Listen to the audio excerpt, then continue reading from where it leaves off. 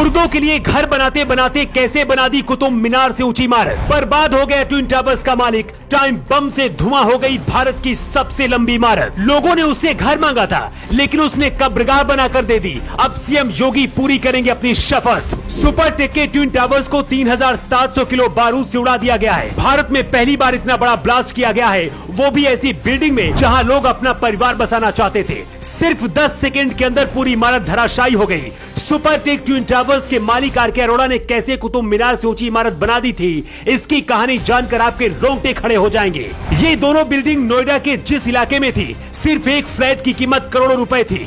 हर किसी का सपना होता है कि अपनी कमाई से खुद का एक घर बनाए, लेकिन अगर करोड़ों रुपए देने के बाद भी आपको ऐसा घर दे दिया जाए जो कभी भी कब्रगाह बन सकता है, तो इससे बड़ा धोखा और क्या हो सकता है। ट्विन टावर्स के मालिक आरके अरोड़ा ने कुछ ऐसा ही किया था। कहानी शुरू होती है 23 नवंबर 2004 से, जब नोएडा अथॉरिटी के सेक्टर 93A में ट्विन टावर के मालिक आरके अरोड़ा को उनकी कंपनी सुपरटेक के लिए एक प्लॉट दिया था। इस जमीन पर सिर्फ ग्राउंड फ्लोर समेत 9 मंजिल तक मकान बनाने की अनुमति दी गई थी, लेकिन इसके बाद ट्विन टावर के मालिक आरके अरोड़ा ने पैसे देकर नोएडा अथॉरिटी के अधिकारियों को खरीदना शुरू कर दिया। 2012 आते आते दोनों ट्विन टावर को 40 मंजिल तक करने की अनुमति नोएडा अथॉरिटी के अधिकारियों ने पैसे डकार कर दे दी।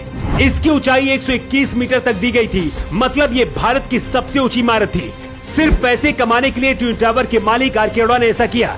नियम के मुताबिक दोनों टावर के बीच की दूरी कम से कम 16 मीटर होनी चाहिए थी, लेकिन इन ट्विन टावर के बीच की दूरी सिर्फ 9 मीटर रखी गई। मतलब कि घर के नाम पर इसे मौत की बिल्डिंग बना दी गई थी, जो कभी भी गिर सकती थी और इसके दायरे में आकर हजारों लोगों की मौत होती। ट्विन टावर्स के मालिक ने सिर्फ 1.5 साल के अंदर दोनों बिल्डिंगों को तैयार कर दिया। एक बिल्डिंग 32 मंजिल की बनाई गई और दूसरी 30 की, और इन्हें 40 मंजिल तक की बनानी थी। आरके अरोड़ा को लग रहा था कि अगर वो बिल्डिंग बना देगा तो गिराई नहीं जाएगी, लेकिन शायद ये भूल गया था कि यूपी में बुलडोजर चलाने वाले योगी नहीं छोड़ेंगे।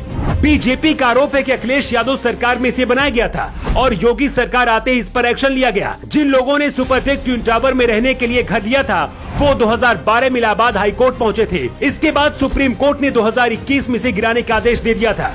इस पूरे मामले की जांच योगी आदित्यनाथ ने भी करीब 1.5 साल तक कराई और इसके बाद सुपरटेक के ट्विन टावर्स को 3700 किलो बारूद लगाकर उड़ा दिया गया। आरके अरोड़ा ने 1995 में एक कंपनी की शुरुआत की थी, लेकिन कुछ सालों में ही रियल एस्टेट का किंग बन गया। इस वक्त पत्नी और बेटा भी रियल एस्टेट का बिजनेस कर रहे हैं। बताया जा रहा है कि आरके अरोड़ा की एक कंपनी कब्रगाह भी बनाती है। इस वक्त दर्जन भर से ज्यादा कंपनियों का मालिक बन चुका है अरोड़ा परिवार, जिनकी जांच अब योगी सरकार कर सकती है। इस बिल्डिंग के गिरने के बाद योगी आदित्यनाथ का भी बयान आ गया है। सीएम योगी ने कहा है कि आरोपियों को किसी भी हालत में नहीं छोड़ा जाएगा।